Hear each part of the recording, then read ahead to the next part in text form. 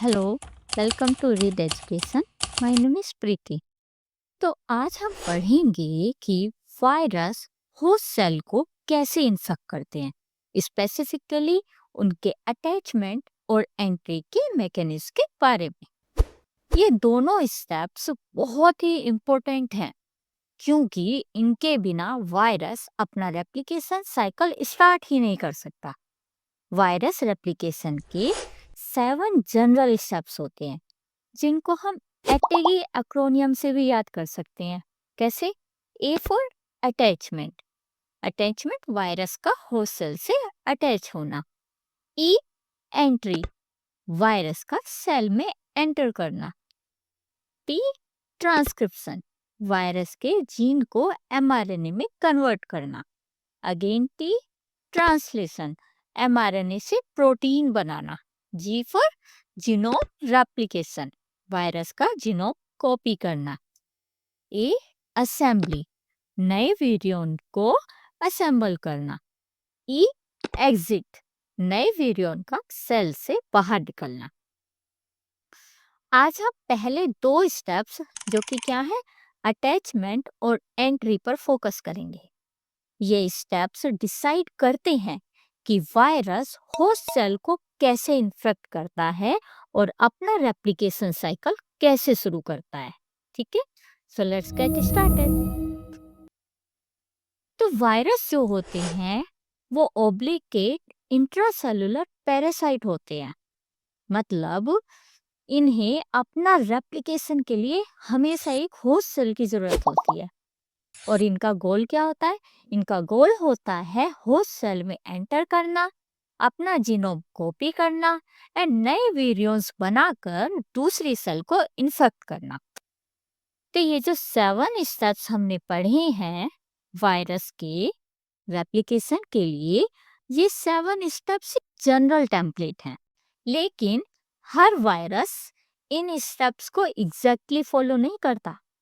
कुछ वायरस के लिए कुछ स्टेप्स स्किप हो सकते हैं या इन स्टेप्स का ऑर्डर अलग अलग भी हो सकता है। फॉर एग्जाम्पल, कुछ वायरस में क्या होता है, ट्रांसक्रिप्शन और ट्रांसलेशन दोनों ही साथ साथ चलते रहते हैं। ओके, तो नेक्स्ट हम आते हैं अपने फर्स्ट स्टेप पर जो कि क्या है, अटैचमेंट। ये सबसे पहला स्टेप है जिसमें वायरस होस्ट सेल की सरफेस पर कुछ स्पेसिफिक मॉलिक्यूल होते हैं उनसे अटैच होता है।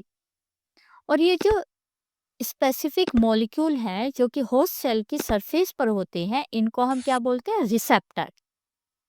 और ये रिसेप्टर्स जो होते हैं ये यूजुअली ग्लाइकोप्रोटीन्स होते हैं जो सेल की सरफेस पर होते हैं। और इनका काम क्या होता है रिसेप्टर्स का? वैसे मेनली इन रिसेप्टर का मेनली काम होता है सेल टू सेल कम्युनिकेशन या ग्रोथ फैक्टर्स को बाइंड करना। जो वायरस होते हैं वो अपने रिसेप्टर के लिए बहुत स्पेसिफिक होते हैं। फॉर एग्जाम्पल, जो एच आई वी है वो CD4 रिसेप्टर को बाइंड करता है। और CD4 रिसेप्टर कहाँ होता है? CD4 रिसेप्टर टी सेल्स पर होता है। जबकि जो राइनो वायरस होता है वो इंटरसेलुलर एडेशन मॉलिक्यूल 1, जिसको हम ICAM1 भी बोल सकते हैं, इस रिसेप्टर को बाइंड करता है। और ये रिसेप्टर कहाँ होता है होस्ट सेल में? ये रेस्पिरेटरी सेल्स पर होता है। जबकि जो इन्फ्लुएंजा वायरस होता है ये साइलिक एसिड कंटेनिंग ग्लाइकोप्रोटीन्स को बाइंड करता है। ओके, तो कुछ वायरस जो होते हैं वो तो खाली रिसेप्टर से बाइंड करते हैं, जबकि कुछ वायरस को को रिसेप्टर की भी जरूरत होती है। फॉर एग्जाम्पल, जो HIV है, HIV पहले CD4 को बाइंड करता है और उसके बाद CCR5 एंड CXCR4 इन को रिसेप्टर को बाइंड करता है। ठीक है, और ये जो अटैचमेंट होता है ना वायरस का होस्ट सेल के रिसेप्टर से, ये वीक फोर्स होता है। जैसे हाइड्रोजन बॉन्ड से अटैच हो जाते हैं ये, या आयनिक अट्रैक्शन से, या वंडरवॉल फोर्सेस के थ्रू इनका अटैचमेंट होता है। इनिशियली क्या होता है, इनिशियली एक वीरियन सिर्फ सिर्फ एक या कुछ रिसेप्टर के साथ हल्का सा बाइंड होता है, ठीक है। इस स्टेज पर जो अटैचमेंट है ये रिवर्सिबल होता है, मतलब वीरियन डिटैच हो सकता है। पर अगर वीरियन अटैच रहता है तो इस वीरियन की और ज्यादा रिसेप्टर से बाइंड करने की पॉसिबिलिटी जो है वो बढ़ जाती है। और अगर काफी ज्यादा बाइंडिंग हो जाए तो फिर ये अटैचमेंट इरिवर्सिबल हो जाता है। नेक्स्ट, अटैचमेंट के बाद क्या होता है? अब वायरस अटैच कर गया होस्ट सेल से। होस्ट सेल से अटैच करने के बाद वायरस को होस्ट सेल के अंदर एंटर करना होता है। और होस्ट सेल में एंट्री के लिए दो मेन मैकेनिज्म होते हैं। पहला मैकेनिज्म एंडोसाइटोसिस और दूसरा मेम्ब्रेन फ्यूजन। तो जो एंडोसाइटोसिस होता है उसमें क्या होता है, वायरस होस्ट सेल की मेम्ब्रेन से घिर जाता है और एक एंडोसोम बन जाता है। फिर वायरस एंडोसोम से एस्केप करके साइटोप्लाज्म में चला जाता है। Second mechanism membrane fusion. इसमें क्या होता है, वायरस की एनवलप डायरेक्टली होस्ट सेल की मेम्ब्रेन से फ्यूज हो जाती है और वायरस का जीनोम साइटोप्लाज्म में रिलीज हो जाता है। अब बात आती है कि क्या naked virus and envelope virus same mechanism को यूज करके होस्ट सेल में एंट्री करते हैं या नहीं।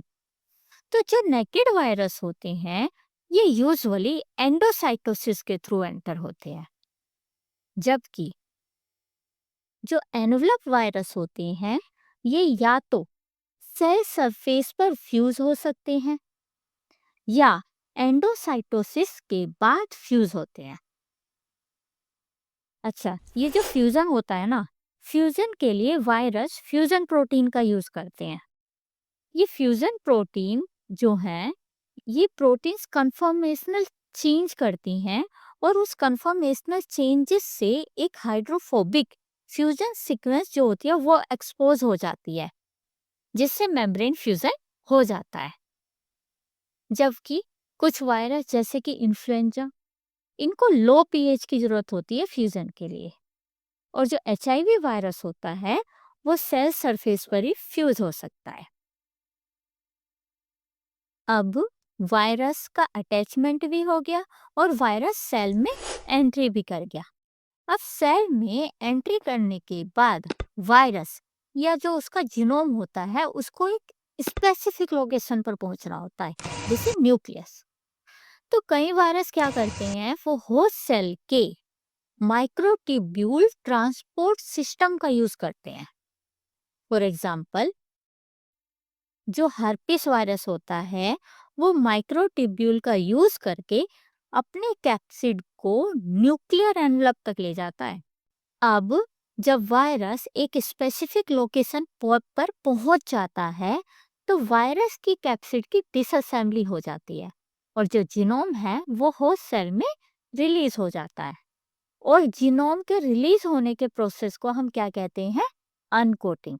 ठीक है, अनकोटिंग का जो प्रोसेस है ना ये सेल सरफेस पर भी हो सकता है, साइटोप्लाज्म में भी हो सकता है, न्यूक्लियर पोर पर भी हो सकता है, या फिर न्यूक्लियस के अंदर भी हो सकता है।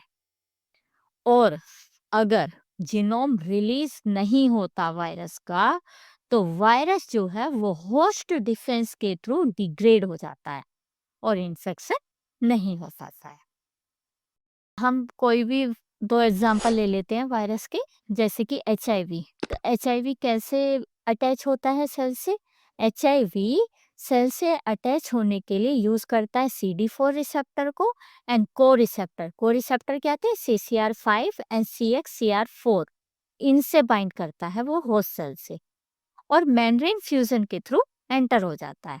और एंट्री होने के बाद ये अपने जीनोम को न्यूक्लियस में इंटीग्रेट करने के लिए ले जाता है। एक और एग्जांपल देखते हैं, जैसे कि इन्फ्लुएंजा वायरस। ये कैसे अटैच होता है? ये साइलिक एसिड रिसेप्टर को बाइंड करता है, एंडोसाइटोसिस के थ्रू एंटर होता है और इसको लो पीएच की जरूरत होती है फ्यूजन के लिए और अनकोटिंग के लिए।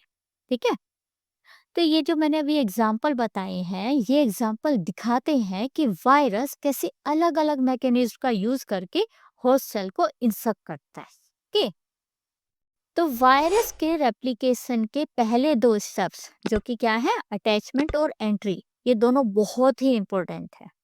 क्यों? वायरस होस्ट सेल के रिसेप्टर से स्पेसिफिकली अटैच करते हैं और अलग-अलग मैकेनिज्म का यूज करके वायरस में एंट्री करते हैं। तो वायरस के अटैचमेंट और एंट्री इन दोनों को समझना बहुत जरूरी है। ये दोनों को समझकर हम एंटीवायरल ड्रग डिजाइन कर सकते हैं और वैक्सीन बनाने के लिए भी एक इम्पोर्टेंट इंफॉर्मेशन देते हैं ये दोनों मैकेनिज्म। तो थैंक यू। अगर कोई भी क्वेश्चन या डाउट हो तो आप पूछ सकते हैं। I will reply. Bye bye.